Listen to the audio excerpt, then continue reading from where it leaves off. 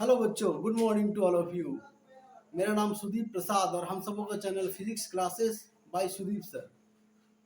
तो हम लोग पढ़ रहे थे electric field due to continuous charge distribution. आज उसी लेक्चर में हम लोग आगे बढ़ रहे हैं और आज हम लोग सीखेंगे the electric field due to line charge which have linear charge density lambda. ऐसा इलेक्ट्रिक, इसके चलते इलेक्ट्रिक फील्ड जो एक लाइन चार्ज है, क्या है, एक लाइन चार्ज है।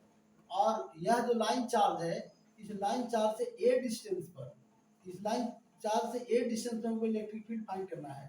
इस लाइन चार्ज की लेंथ दी हुई है कि कैपिटल एल है, ठीक है।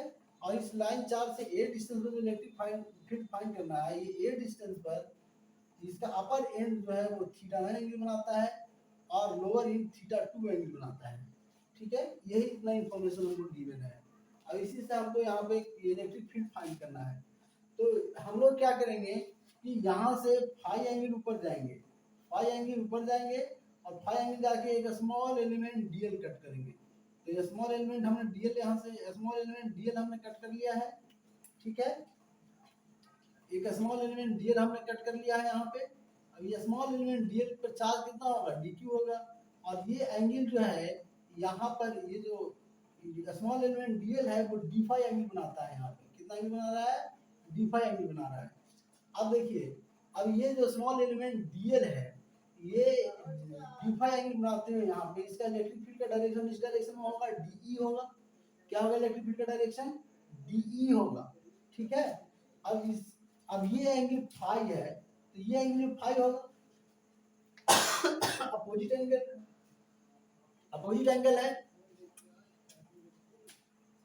तो इसके कंपोनेंट तोड़ेंगे। डी को इधर होगा डी cos फाई और इधर होगा डी sin फाई, ठीक है। हम ये मान लिया कि यहाँ से स्मॉल एलिमेंट डीएल जो है वो स्मॉल एल लेंथ पर है और यहाँ से ये जो डिस्टेंस है वो स्मॉल आर है। यहाँ से यहाँ तक का जो डिस्टेंस है वो स्मॉल आर है। बस इतना ही करना है हमको। अब निकाल लेंगे, सबसे पहले डी निकालेंगे हम लोग। क्या निकालेंगे, डीई। तो डी इक्वल हो जाए K D Q by are square D E. अब डीई जब निकाल रहे हैं इस डायरेक्शन में निकाल रहे हैं कि इलेक्ट्रिक फील्ड क्या है, ये डी क्यू चार्ज से जल्दी निकाल रहे हैं। डी क्यू चार्ज कैसा, स्मॉल, ये पॉइंट चार्ज की तरह बिहेव करेगा। तो इसके लिए फार्मूला हम लोग K D Q, K Q by are square लिख सकते हैं। तो K D Q by are square लिख दिए। अब इसी को डी क्यू को हम लोग बदल चेंज कर देंगे। तो डीक्यू को क्या लिखते थे, लैम्डा इनटू डीएल लिखते थे। तो के lambda D L by are square हो गया। अब इस आर स्क्वायर को, ये जो ये डिस्टेंस था आर हमारा, इस आर स्क्वायर को आर इक्वल टू हम लिख सकते हैं क्या, cos phi equal to A by R लिखेंगे।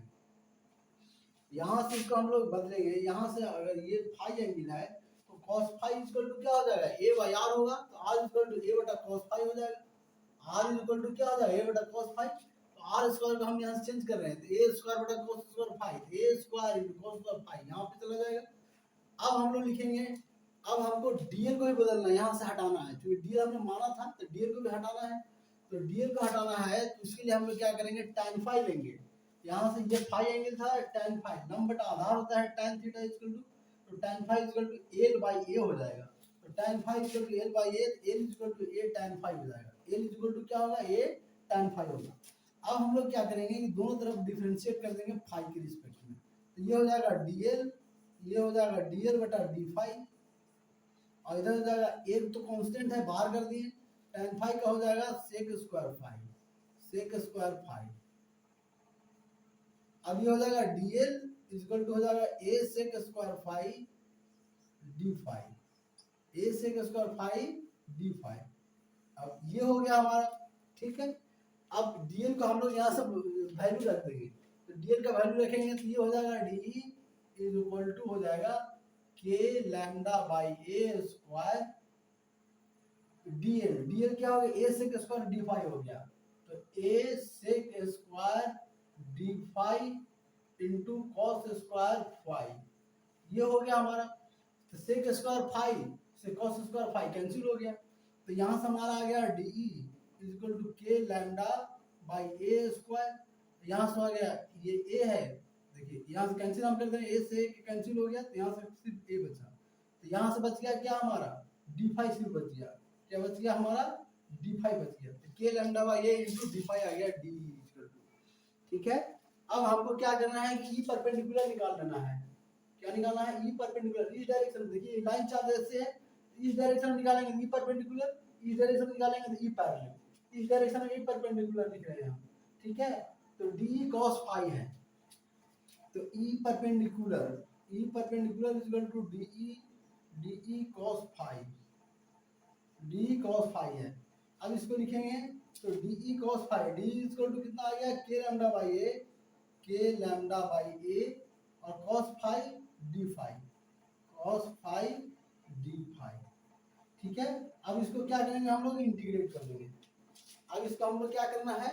इंटीग्रेट करना है। कॉस फाई डी फाई है, इसको इंटीग्रेट करना है। कहां से कहां तक इंटीग्रेट करना है? देखिए यहां से हम लोग एंगल ऊपर की ओर जाएंगे, ये एंगल। ठीक है, तो ये एंगल होगा हमारा थीटा वन। क्या है हमारा? एंगल है थीटा वन। ठीक है, और ये एंगल जो है वो है, ये नीचे की ओर आ रहे हैं, ये एंटी क्लॉकवाइज मार रहे हैं, ये थीटा टू। तो माइनस थीटा टू से थीटा वन तक इसको इंटीग्रेट करेंगे।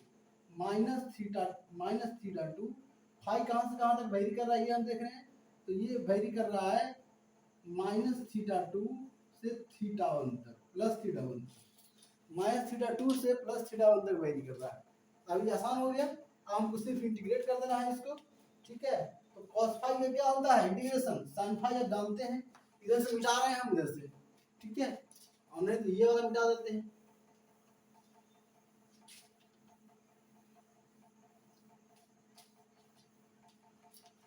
हमारा आएगा ई परपेंडिकुलर, तो इसको हम लोग लिख रहे हैं यहाँ पे ला करके, यहाँ पे हम लोग ला के लिख रहे हैं E perpendicular is equal to के lambda by A, K lambda by A, K lambda by A और cos फाई, cos फाई है, cos फाई का हो जाएगा इंटीग्रेशन sin फाई, हमने sin फाई लिख दिया। और ये कहां से कहां तक है? माइनस थीटा टू से थीटा वन तक है। तो इसको ई परपेंडिकुलर लिखेंगे हम लोग, ई परपेंडिकुलर लिखेंगे इक्वल टू के lambda by A, K lambda by A sin phi. अब इसको पहले हम लोग अपर लिमिट पुट करते हैं, तो ये हो जाएगा sin theta one minus minus sin theta two, minus sin theta two, sine theta one minus sine minus theta two, sine minus theta two, ऐसे हो गया ये ऐसे हो गया। ठीक है, अब इसको एक स्टेप और लिख देते हैं, तो ये हो जाएगा के लैम्डा बाई ए और ये हो गया sine theta one, sine theta one और ये minus sine minus theta equal to minus sine theta, तो माइनस माइनस प्लस हो जाएगा, तो ये हो जाएगा साइन थीटा टू। तो ये हमारा आ गया finally E perpendicular, E perpendicular है। इसको मिटा दे रहे हैं हम ताकि आप लोग अच्छे से दिखे।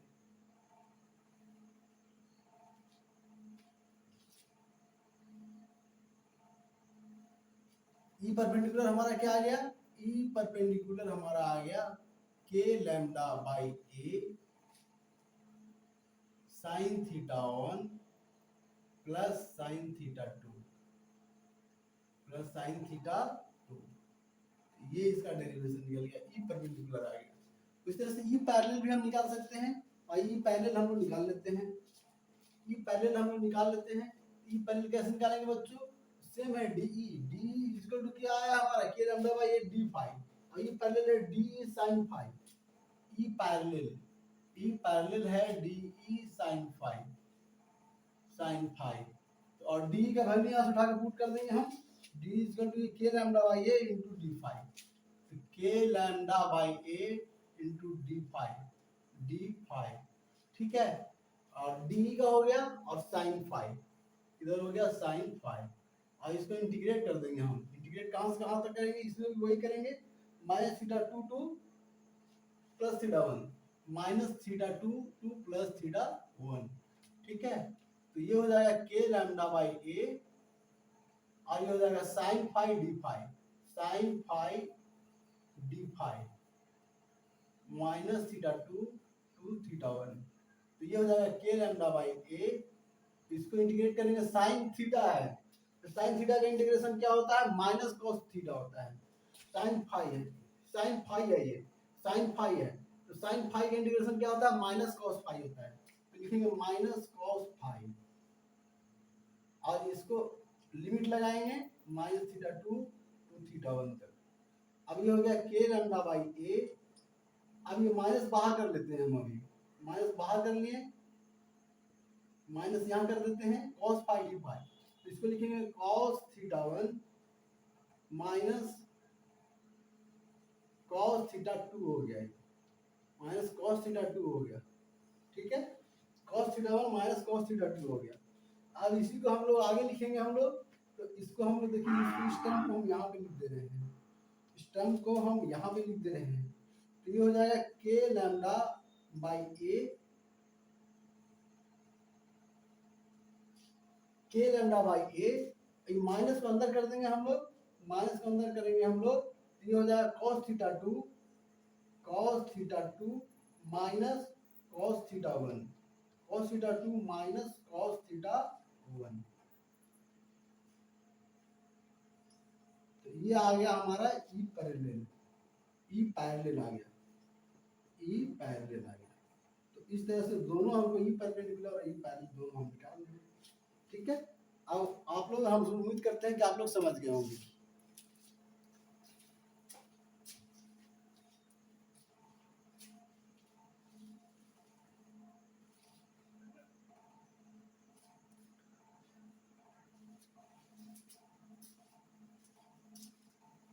ठीक है, तो आप लोग इस पूरे डेरिवेशन को समझ चुके हैं कि कैसे मैंने डेराइव किया है। ई परपेंडिकुलर निकाला है k lambda by a sin θ1 plus sin θ2, और ई पैरेलल निकाला है k lambda by a cos θ2 minus cos θ1, ठीक है।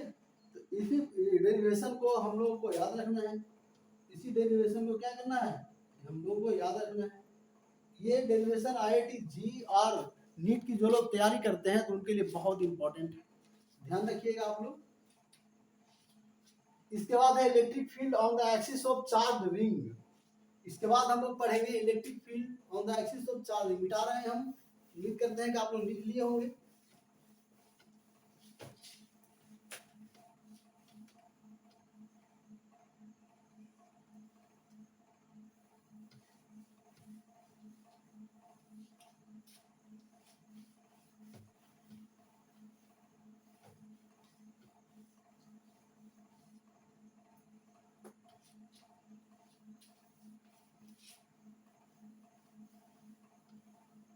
Electric field on the axis of charge ring देख लेते हैं, ये भी बहुत इंपॉर्टेंट है, प्लस 2 के लिए है, प्लस 2 के लिए भी बहुत इंपॉर्टेंट है, जो 12th क्लास का जिनको बोर्ड एग्जाम देना है उनके लिए भी इंपॉर्टेंट है। तो ये हम देख लेते हैं थ्योरी क्या कहता है और कैसे इसका डेरिवेशन आता है। लिखेंगे electric field due to electric field on the axis of charge ring, electric field on the axis of charged ring, कोई चार्ज रिंग है उसके एक्सिस पे इलेक्ट्रिक फील्ड निकालना है, समझना है, बहुत इंपॉर्टेंट है ये, प्लस 2 के लिए भी है, जो बोर्ड देने जा रहे होंगे उनके लिए भी बहुत इंपॉर्टेंट है, IIT नीट के लिए भी इंपॉर्टेंट है। ये चार्ज रिंग है, इस पे प्लस चार्ज डिस्ट्रीब्यूटेड है, इस पे प्लस चार्ज क्या है, डिस्ट्रीब्यूटेड है, तो ये हमने प्लस चार्ज इस पे क्या किया, डिस्ट्रीब्यूट कर दिया, प्लस चार्ज हमने इस पे डिस्ट्रीब्यूट कर दिया। अब देखिए ये रिंग है, ऐसे ये रिंग है, तो इससे हमको x डिस्टेंस पे फाइंड करना है कि इलेक्ट्रिक फील्ड क्या होगा, ये इसका सेंटर हो गया। अब यहाँ से हमको x डिस्टेंस पे फाइंड करना है कि इलेक्ट्रिक फील्ड क्या होगा, ये इसका हमको एक्सिस से फाइंड करना है, तो ये इसका एक्सिस है, ये रिंग है, ये ऐसे रिंग है, तो इसके बीच से एक्सिस जाएगा, ऐसे जाएगा बीच से एकदम बिल्कुल, ये बीच से एक्सिस पास कर रहा है, और इसको x डिस्टेंस, इसी एक्सिस पे x डिस्टेंस हमको फाइंड करना है कि इलेक्ट्रिक फील्ड का वैल्यू क्या है, ठीक है। तो देखिए ये रिंग है, ऐसे रिंग है, ऐसे ये रिंग है, ठीक है। तो ये वाला जो डिस्टेंस होगा, ये और ये डिस्टेंस जो होगा सब सेम होगा, ये सब बराबर डिस्टेंस होगा, ठीक है। तो ये डिस्टेंस यहाँ से, ये जो डिस्टेंस हुआ यहाँ से हम इसको मीट किए, यहाँ से हम इसको ऐसे मीट किए, तो ये मान लीजिए डिस्टेंस r, हमने मान लिया है कि ये डिस्टेंस r है, ये डिस्टेंस r है, ये भी डिस्टेंस r होगा, ये समझ गया हमें, नीचे से भी डिस्टेंस r होगा, ठीक है। अब हमको कुछ नहीं करना है, अब हमको करना क्या है कि देखिए हम यहाँ पे small element D Q cut कर रहे हैं, एक यहाँ पे स्मॉल चार्ज हम डी क्यू ले रहे हैं, स्मॉल चार्ज क्या ले रहे हैं, डी क्यू ले रहे हैं, ठीक है। ये डिस्टेंस यहाँ से यहाँ तक डी क्यू से ये डिस्टेंस आर हो गया। अब देखिए इस डी क्यू चार्ज के चलते, इस डी क्यू चार्ज के चलते जो इलेक्ट्रिक फील्ड होगा वो इस डायरेक्शन में होगा डी। अब इस डी को दो कंपोनेंट में ब्रेक कर लेंगे, ठीक है। अब मान लीजिए कि ये एंगल यहाँ से जो डी क्यू ये एंगल डी क्यू जो एंगल बना रहा था वो एंगल बना रहा है थीटा। क्या बना रहा है, एंगल थीटा बना रहा है एंगल। हमने लिख लिया थीटा एंगल बना रहा है, ठीक है। अब ये एंगल थीटा हो गया, ये एंगल थीटा है तो ये एंगल भी थीटा होगा। अब इधर डी है तो इधर कंपोनेंट क्या होगा, डी कॉस थीटा होगा, और इधर क्या होगा, डी साइन थीटा होगा, डी साइन थीटा होगा। तो ये हमने इसको कंपोनेंट में ब्रेक कर दिया। अब कंपोनेंट में ब्रेक करने के बाद आप जरा देखिएगा कि ये जो डी साइन थीटा है ये कैंसिल आउट होता चला जाएगा। कैसे कैंसिल आउट होगा, देखिए यहाँ पर का एक डी क्यू, यहाँ पर जैसे डी क्यू कट किया, यहाँ पर भी एक डी क्यू कट करेंगे, और यहाँ का इलेक्ट्रिक फील्ड इस डायरेक्शन में जाएगा। यहाँ का जो इलेक्ट्रिक फील्ड डी होगा वो इस डायरेक्शन में आएगा, डी, ठीक है। इस डायरेक्शन में डी आएगा, इस डायरेक्शन में डी आएगा, इसका इसका कंपोनेंट तो इस तरह से आएगा, इस तरह से आएगा बच्चों। ये एंगल अगर मान लिया जाए कि कुछ आया थीटा या थीटा वन, थीटा ही एंगल आएगा, हाँ एंगल थीटा ही आएगा, क्योंकि ये यहाँ से जो एंगल आ रहा था थीटा तो सेम यहाँ से भी एंगल थीटा आएगा। ये एंगल थीटा है, ये एंगल थीटा होगा, ये एंगल थीटा है तो ये एंगल भी थीटा होगा। अब इस डायरेक्शन में डी है तो इस डायरेक्शन में क्या होगा, डी साइन थीटा होगा, डी साइन थीटा होगा। और इस डायरेक्शन में क्या होगा, डी cos थीटा होगा। ये D cos theta add up हो रहे हैं, इस एलिमेंट के चलते भी D cos theta add up हो रहे हैं, इस एलिमेंट के चलते भी D cos theta add up हो रहे हैं, और इधर डी sin थीटा इधर डी sin थीटा, ये वाला जो एलिमेंट है ये इच अदर कैंसिल कर रहा है। ये क्या कर रहा है एलिमेंट, ये जो इलेक्ट्रिक फील्ड है ये वाला कंपोनेंट जो है डी sin थीटा का ये कैंसिल कर रहा है। तो ये हमेशा जो है से कैंसिल होते चला जाएगा और डी cos थीटा हमेशा ऐड अप होते चला जाएगा। तो हमको निकालना है इसमें डी cos थीटा।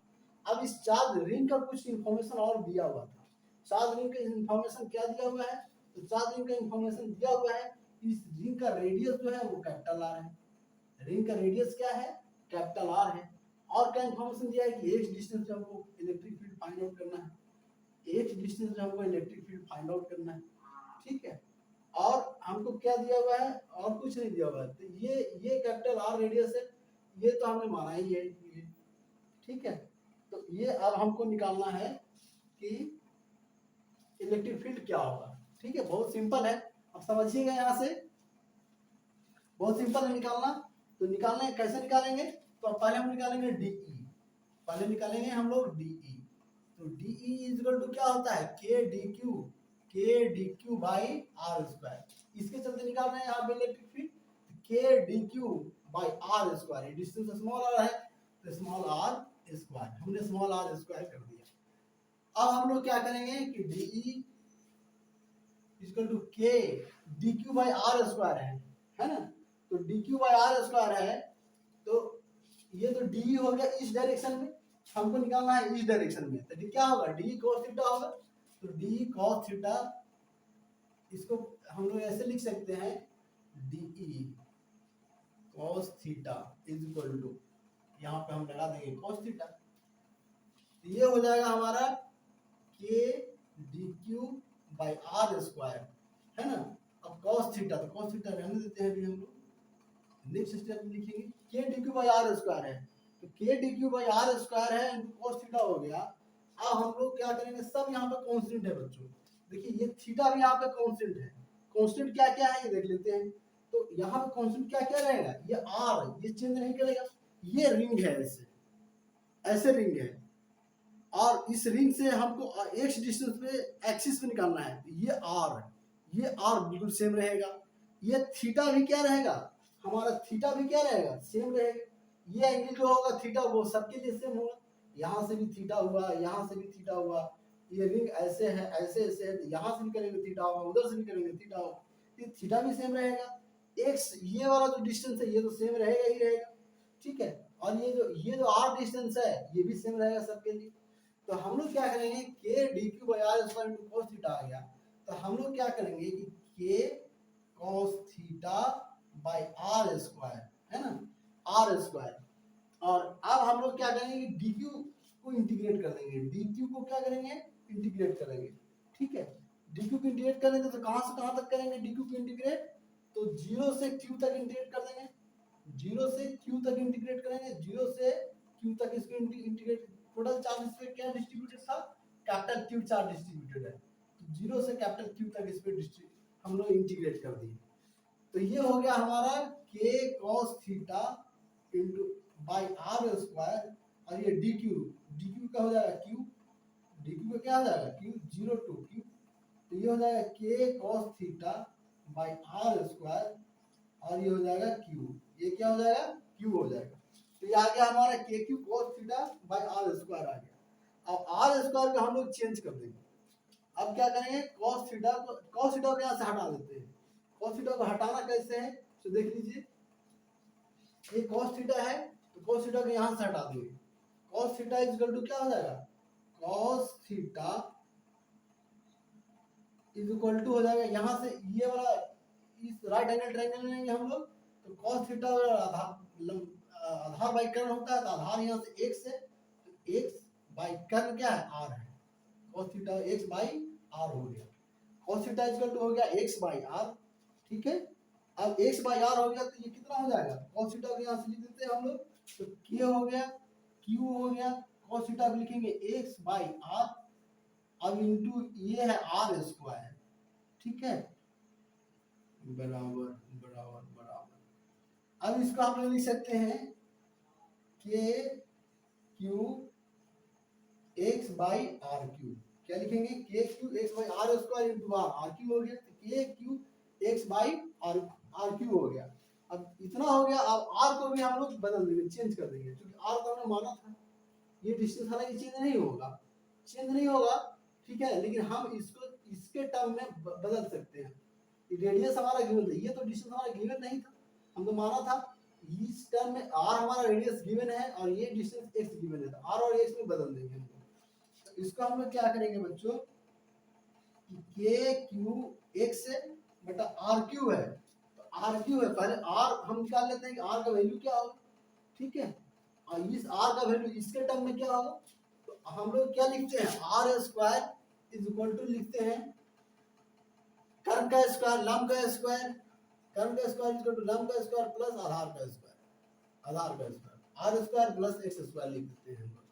तो R square is equal to कितना हो जाएगा, आर इज इक्वल टू हो जाएगा R square plus X square का पावर हाफ, पावर कितना हो गया, हाफ। अब यहाँ पावर क्यूब है, आर की पावर क्यूब है, आर की power cube is equal to कितना हो जाएगा, R square plus X square की पावर 3/2 हो जाएगी। तो इसको हम लिख देते हैं कितना, R square plus X square, R square plus X square की पावर 3/2